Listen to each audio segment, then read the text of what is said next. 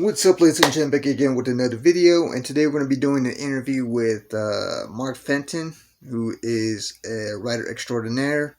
He's worked on numerous comic books, and from what I've also looked up online, he's actually done some acting as well in a few different TV shows and movies and whatnot. But he's better known for his work in comic books as a comic book writer. So I'm going to show you some of the comic books I bought from him at the Las Cruces Comic Con. I went and picked up issue 1 of Space Cooler. As you can see, he marked his signature. I got his autograph right here. There's I believe this is issue 1 right here. And then went and got issue 2 right here autographed. There you can see the signature. And I picked up 2 other comic books from him. I believe Jungle Comics issue number 16 right here. And Jungle Comics issue number 17 right here. So these are some of the comics I purchased from him.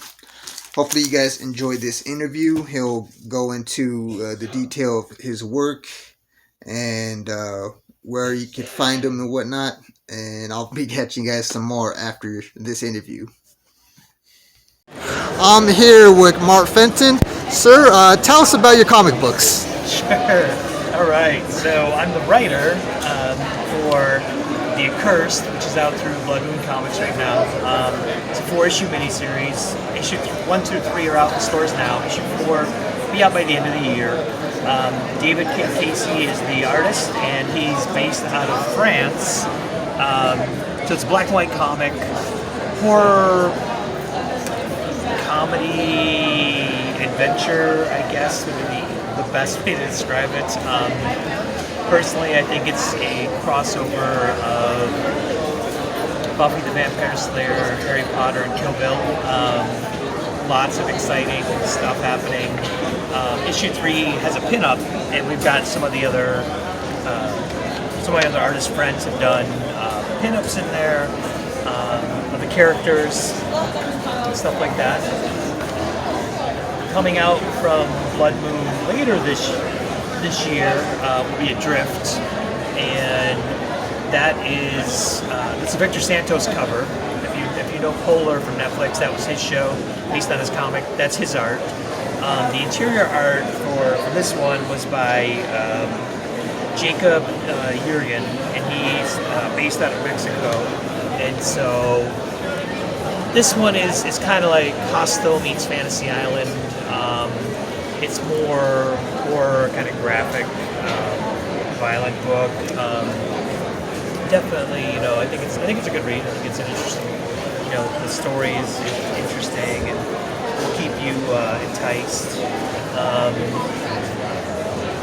Nice. And then in stores now, under a different name. So Space Cooler, we initially did through Kickstarter. Brian Rogers is the artist, and we had a successful run through Kickstarter. So issues 1 through 4 came out via Kickstarter. And now Blood Moon Comics has published it, but they changed the name to The Long Road to Retribution. I don't know why they didn't like Space Cooler. I thought it was a little catchier, but this one is also black and white, and this is a sci-fi horror thriller story. But it is definitely, it's in stores now. Same cover, it's an Andy Kuhn cover. And then on the back you've got the color variation. I like the color scheme with that one right on the back. That's Andy Kuhn. So that's in stores now. Issues 1 and 2 are out there now. Got some more stuff coming out. I got another book with David coming up. Got another book with Jacob coming out. And actually, the bigger thing I got, Divergence will be coming out. So Raymond Gay, local artist in El Paso, does a ton of covers. Big cover artist right now. This will be his first interior work, so Divergence will be coming from us, and that's a true crime story. Nice. That's what I've got out there now. Is there any future projects you want your fans to know about that's in the works? Yeah, I mean, The Accursed, we're going to continue. We'll do it in one-shots, though. So instead of doing miniseries going forward, Dean and I will do one-shots. So hopefully, like quarterly, we'll be able to put out an issue with a self-contained story. I think, with Raymond Gay, that's the big thing coming up. I'm excited for. Can't wait to see the interiors and stuff that he does on that.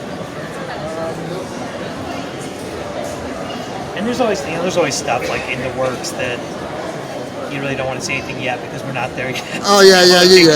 You don't want to tease too much, right? You don't want somebody to, if somebody changes their mind or something happens. You don't want to, put it out there and have it not happen. Yeah, you don't want to give false hope to your fan base. For sure. Is there any comic book that you would like to have a live action movie adaptation if you had a choice? I think if there was a live action one for us, I think Adrift would be good, just because it's got that hostile kind of style and feel.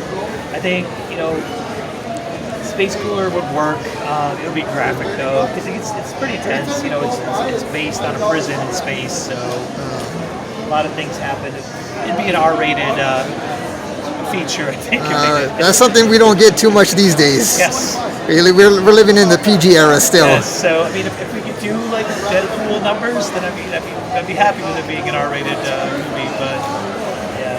Yeah. Not to mention that might launch potential sequels and stuff down the line. You turn into a live-action franchise. Yeah, definitely. You always hope that you pick up a fan base and continue to put your characters in different stories and keep moving things along and tell new stories for these characters for sure.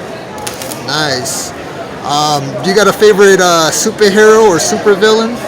So, for me, and people will probably laugh, but superhero for me is always Hong Kong Phooey. Like that was just growing up watching the cartoon. That was my jam. It's always my favorite hero is Hong Kong Phooey. And then as far as like villain, I like the oddball ones. I like Calendar Man from Batman. I like these guys that aren't super powered, that aren't like overbearing, but they try. And they may not be the best at what they do, they may not be the most powerful, but there's cool aspects to them. So they're like not highly overrated like the Joker, Sure. So you got too much exposure. There's not 100 Calendar Man stories. There's I don't know, maybe 30, 40. But I think there's cool things you could do with those type of characters. You could tell some interesting stories with them. So you can say they haven't got their fair shot on the big silver screen. Yeah, for sure. Because I don't know, big studios are only looking for the names that they've repeated over and over again. Yeah, definitely. So it would be nice if they did do that, because then it's like, okay, this is a first. Yeah, for sure. So maybe someday, I don't know if we're gonna get it in this generation, but maybe in future generations, maybe that might happen. Yes, if you ever want to do a Calendar Man movie, let me know, and I'll be happy to write it for you. We got someone right here, guys. Yes. Mark Fenton. Make sure you hit the brother up. Yes. Now, can you let you know where all your fans can reach you online?